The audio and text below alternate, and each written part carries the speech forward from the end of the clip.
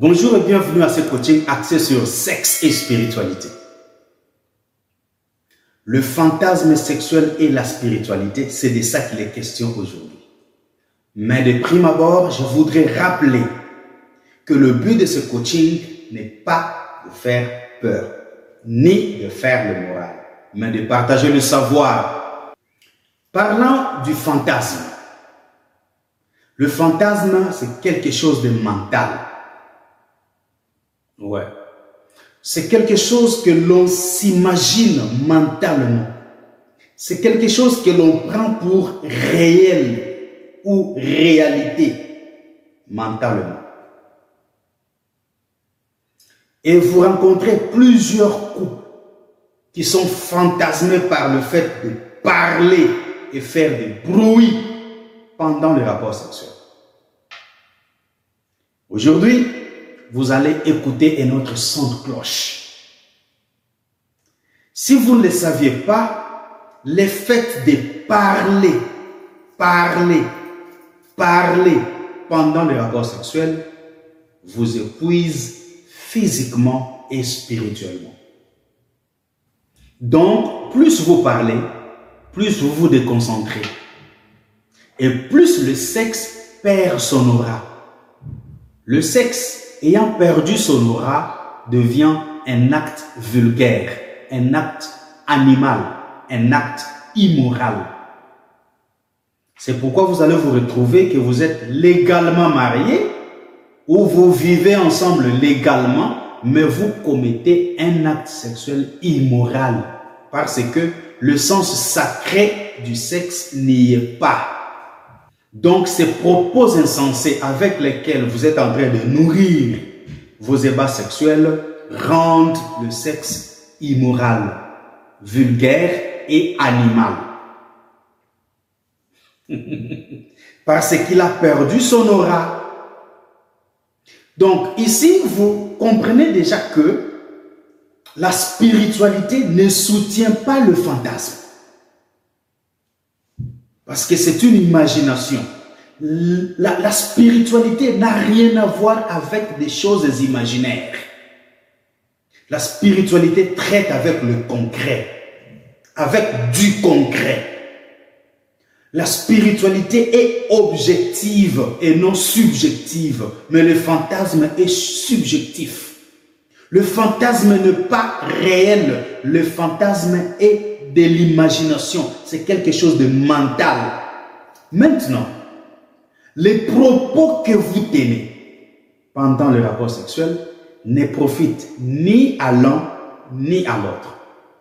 Et pendant ce temps, si votre couple n'est pas blindé spirituellement, si votre couple n'est pas protégé spirituellement, si vous n'avez pas de garde-fous spirituels, des génies du diabolo qui viennent entourer des acteurs du sexe, ils seront capables de prendre ces propos et les utiliser contre vous. Oui.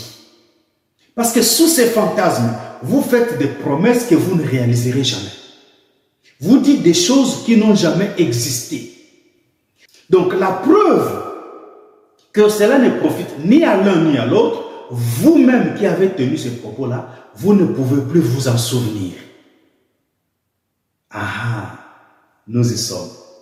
Vous ne pouvez même plus vous en souvenir. Pourquoi? Parce que ces propos ont déjà été récupérés par les génies du diabolo.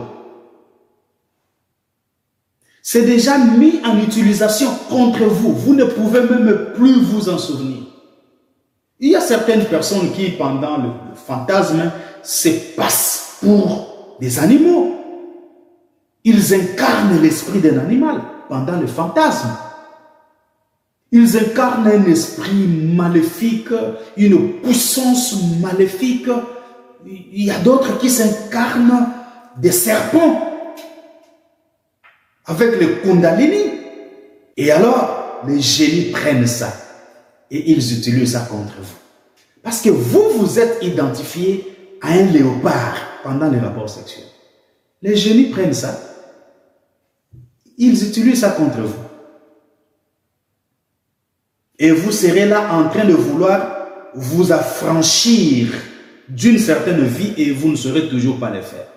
Plus vous le ferez, plus vous allez vous empirer dans la situation. C'est ça un léopard. Un léopard a des taches. Et toutes les fois qu'il lèche ces taches-là, pensant s'en débarrasser, plus les taches deviennent plus brillantes. Donc vous, vous êtes incarné de l'esprit de léopard pour fantasmer votre partenaire. Les génies prennent ça, ils le travaillent contre vous et ils projettent en vous l'esprit de léopard. L'esprit de non-changement, l'esprit de non-évolution. Vous n'allez pas évoluer, vous n'allez pas vous libérer.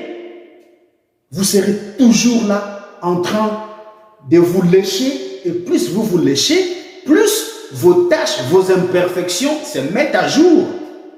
Ça, ce n'est qu'un exemple parmi tant d'autres. Et ces choses ne sont écrites nulle part. Ne vous en faites pas d'aller chercher. La spiritualité n'est pas écrite.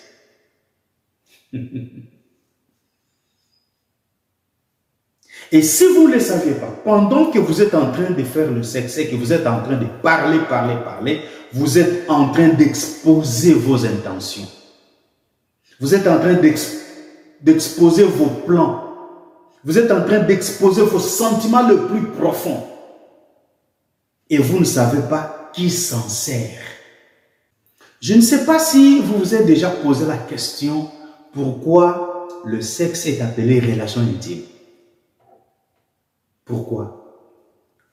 La réponse, je vous la donne. C'est parce que le sexe est censé se faire dans une intimité totale. Dans le silence le plus absolu.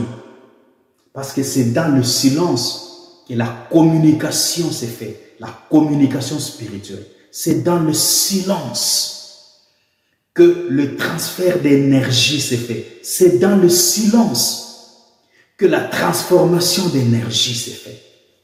Donc, si vous voulez parler, parlez des choses constructives avant et après le sexe.